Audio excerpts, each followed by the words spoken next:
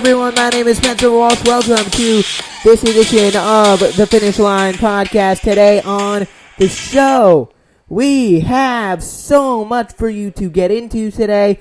We have latest in college football and more on that, including the fiasco with Florida State, the latest on the Alabama-Ole Miss game, and a lot more with thoughts on that. Today, also, the Carlos Carrasco injury. That's making big stories. The big AL East and just general MLB playoff races. Also, there is tons of other stuff going on, including the whole Penn State fiasco. That's going to be our guest of this week's show. Yes, you are listening to the Finish Line Podcast. My name is Spenser Walsh. Of course, we got FSU. Davis and Chris Davis becoming the first AL player with consecutive 200 strikeout seasons. And if we see anything along the way, we will let you know. Thank you so much for joining us here today. Once again, my name is Spenser Walsh, and there's a lot of stuff to get to. Alright, so we lead off today with this whole thing, which is pretty horrible, and it's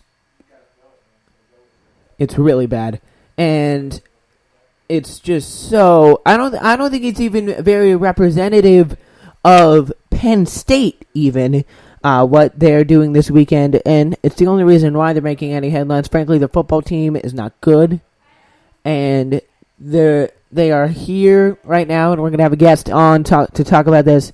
He's a Penn State alum now, is pretty successful, I'd say, in business.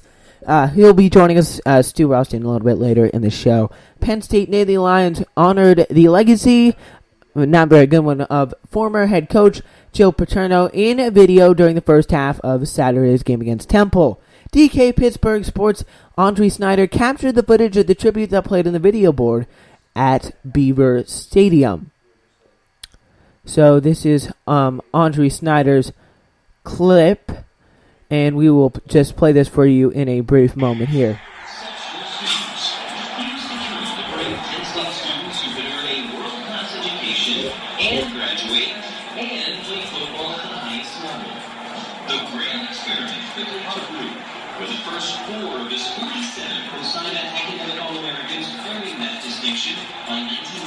Yeah, so it pretty much goes on to show clips of the great Joe Paterno and just the great things he did. And then this is what the fans did.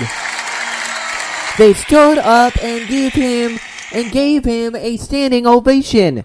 Also, according to David Wharton of the LA Times, passed along a statement from AD Sandy Barbour, who said Penn State planned a tribute that would focus on the commitment Paterno had to student athletes and academics, as well as being sure that 25 plus, maybe even more, children would be molested by his assistant coach over the years. That's probably the thing he had the most commitment of. I mean, I think that'd be fair to say. 40 years, that is a pretty dedicated commitment. A commitment to be that blindsided to something so bad. How bad can your morals be? How bad can your morals be that you have that kind of just turn the other cheek, look the other way, to see and just say, I don't care. I have that commitment to making sure that children continue to get molested at Penn State. I'm so proud. So he focused on the commitment Paterno had to student athletics, as well as the highlights of that 1966 game. Paterno made a head coaching debut for the Nittany Lions in 1966, with Saturday serving the 50th anniversary of his first stint on the sideline at State College. That was before long-time assistant coach and longer-time child molester Jerry Sandusky was hired on to the squad, but there was still a good portion of his career where he turned the other cheek to numerous people saying, you know what? There's someone raping kids in your locker room. You want to do something about it? I think that may be a little bit of a, kind of important thing.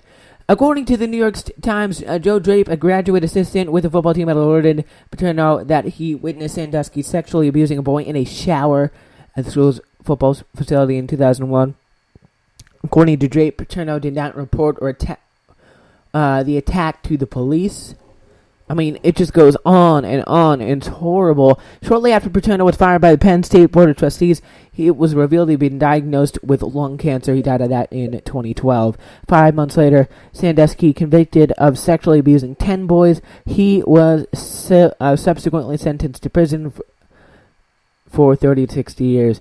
In August, Sandusky returned to court when he initiated an appeal of the sentence. I mean, I just don't understand, how in the world you can possibly honor someone who knew about this, who was told by numerous people, according to reports over the years, that, hey, you know what? Your assistant coach is a child molester. He didn't even want to do anything about it. That to me, it's the only reason why they are in the news. Penn State is in the news. And it is shocking how tone deaf, how bad they are at just doing this whole public relations thing. But anyway, we'll get to that a little bit later on in today's show. Once again, thank you so much for joining us here today on the Finish Line Podcast as we continue to get started. And we are recording this over the course of 2 days. So the thing is, the benefit is over the course of the weekend, the 2 days of the weekend, and the benefit of this whole situation is we have college football games we could talk about and Sunday games we could talk about because they are just pouring in. I'm recording it around 6 o'clock on Sunday. So, there's that whole equation there as well. And let's see. There is a lot of stuff going on.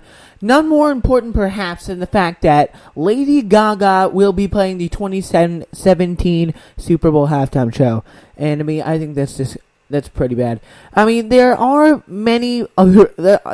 so many other people could use. Can we really be honest here? Lady Gaga is the best you can come up with. She was popular during 2008. She was in 2007. She's I mean, that doesn't work. No. Lady Gaga, she's going to perform reportedly, but it's very likely, according to USMagazine.com's Nicholas Houtman on Sunday. Shirley Halperin of Billboard first reported on September 13th that Lady Gaga was in talks with the NFL to perform, though the NFL declined to confirm it. Spoken with the Lady Gaga. I mean, she was popular, 2000. Her best song was Poker Face or whatever. That was her biggest hit, I'd say, something like that. But that's her best stuff. Her best stuff is long gone. Let's see. An NFL representative told this journalist, "We have had conversation with several fantastic artists about a Pepsi Super Bowl halftime show," and an NFL representative told this journalist. "However, at this point, we are not at a final decision. We're happy there is so much excitement for the show, and probably that whole excitement was just killed by the fact that they just announced they're having on Lady Gaga. Because, I mean, she doesn't do anything good. I mean, maybe they'll get some good other people in, maybe there are so many other legit people you could go, DJ themed. I don't know. You can get Calvin Harris and do a set. I mean, you could get. Let's see. There are so many other popular artists you could get in there, and let's see. I mean, I'm looking. You got. I'm gonna put in. Like, what are popular things going on right now? I mean, there's no doubt there are a lot of big hits going on right now. Just go take a song off the top charts, and it's gonna be better than Lady Gaga. I mean, I don't even care. Like Elton John or something, like Mac Miller, Calvin Harris, Shawn Mendes. I mean, there are so many other things you could do. Like, let's see, top charts. I'm just gonna pull this up here. Closer, you could get Halsey. You could get Justin Bieber. I mean, who does not love like Justin Bieber? He's redeemed himself. I mean, that's obviously that's a good Charlie Puth. Ex-Ambassadors. You could do kind of like last year with like Coldplay. And I mean, there are so many better options you could do than that. So I'm not impressed at all with the NFL's choice to have Lady Gaga as halftime. Like last year was Coldplay, even though Beyonce and Bruno Mars stole the show as everyone thought and knew they would. And then this year it's going to be Lady Gaga, who's popular in 2007, but Coldplay. I think we all know Coldplay is the music depressed people want to listen to when they try and fall asleep. And Lady Gaga is just so 5 years ago. I mean, she had like one album 3 years ago or something. I mean, I don't know. A lot of people want Adele, but she declined the offer. Like that, Adele would be fine. Like there are so many other better options you could do for Adele. Let's see. We have Jerry Jones says Randy Gregory's appeal not scheduled yet. I mean, I can't help you with that, Randy Gregory. Let's see. There are NFL scores rolling in right now.